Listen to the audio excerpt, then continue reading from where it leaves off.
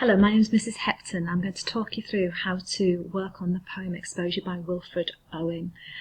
This poem was written in 1918 in the last year of World War One, and Owen was a soldier poet. He fought in the war, and a lot of his poetry is about informing people back home in Britain about the horrors of war, but particularly about life on the front lines for the soldiers. And so this is a really powerful piece, and perhaps takes a slightly unexpected look at World War One and the key problems that were facing soldiers.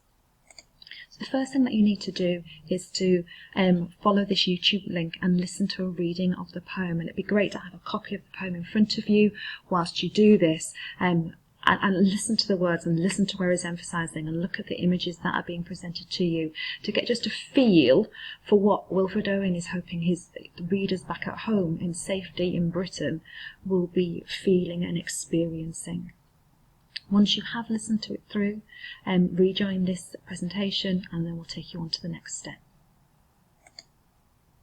So welcome back. You've heard the poem. Now I want you to read it by yourself, and here's a copy of it here if you didn't have it in front of you before.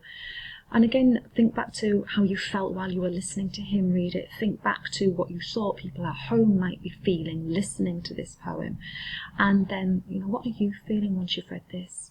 So pause the video. Take some time to read it through. Read it slowly, read it as if you were reading it aloud, really take in all of the words. And if we're thinking Wilfred Owen is trying to get people back at home to really appreciate what life on the front line is really like, how would you start to answer that question? You might want to put your first impressions down. So pause the video, spend some time reading, record your first impressions, and join back the video when you're ready. So next thing to do is start to think about how do you really annotate it. So what is it in terms of the techniques that Wilfred Owen as a writer is using to try and really have this impact on his reader back at home?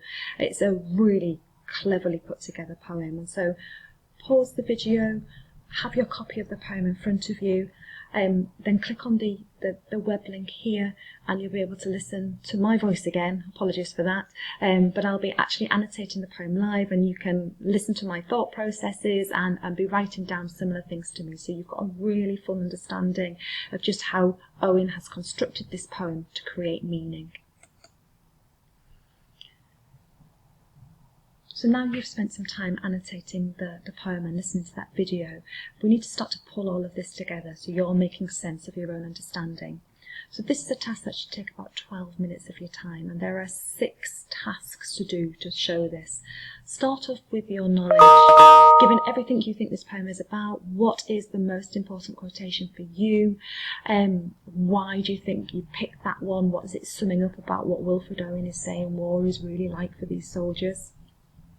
The second thing is getting us to think about the impact on the reader, and so how are we being meant to feel about war and conflict in this poem? What does Wilfred Owen really want us to understand? Once you've done that, move on to kind of applying that knowledge a little bit more and transforming it into something else. And so I want an image, and you might sketch one or you might find one online. If you're not a confident drawer, that's fine. But what best captures the tone of the poem? Remember, that's how it sounds, how it feels, the impact the writer's having. So I'm not asking for an image of that appears in the poem itself, but I'm asking for an image that captures the tone, the mood of the poem, and for you to explain your choice. Once you've done that, we're moving on to analysis and thinking, actually, I understand this about the poem, this is how Wilfred Owen's making me feel, so what do I think his main message is? What is he saying about the nature of war? Once you've done that, that might help inspire your response to question number 5.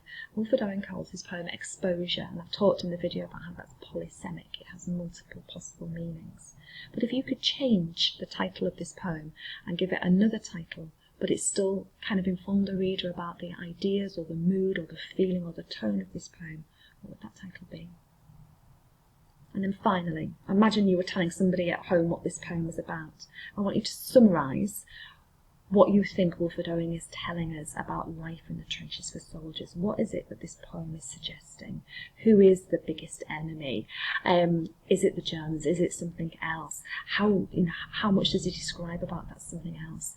What about people back at home? What is their attitude towards the people in the trenches? And what do you make of that really complicated ending and the mood and the feeling towards the end of the soldier? So 12-minute challenge. Work quite quickly through this. It's like 2 minutes for each. If it takes slightly longer, then that's fine, don't worry.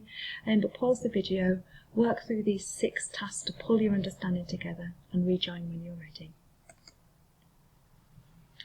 So finally, and this is something to sort of take your responses further, I just simply would like you to watch this YouTube link. So when you're ready, pause the video, click on the link, and then follow it and watch it through.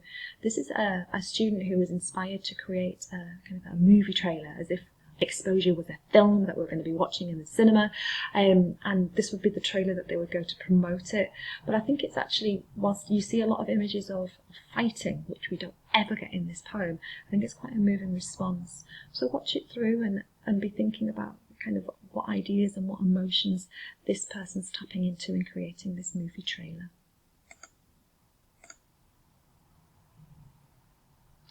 Then finally, this is something that you might choose to do or not to do, but if you are really thinking and being very ambitious about the grade you're going to achieve in English, and you're thinking, yeah, I'm somebody who's a 6, 7, or 8, or 9, and I want to really push myself there, there's a really interesting article on this poem.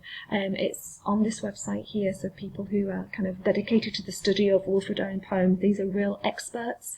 Read through their thoughts, and is there anything else that you'd like to add to your understanding? And you might add these annotations to your poem itself, or you might go back to those 6 boxes, those 6 questions, and maybe change some of your answers or add to some of your answers on the basis of what you have read.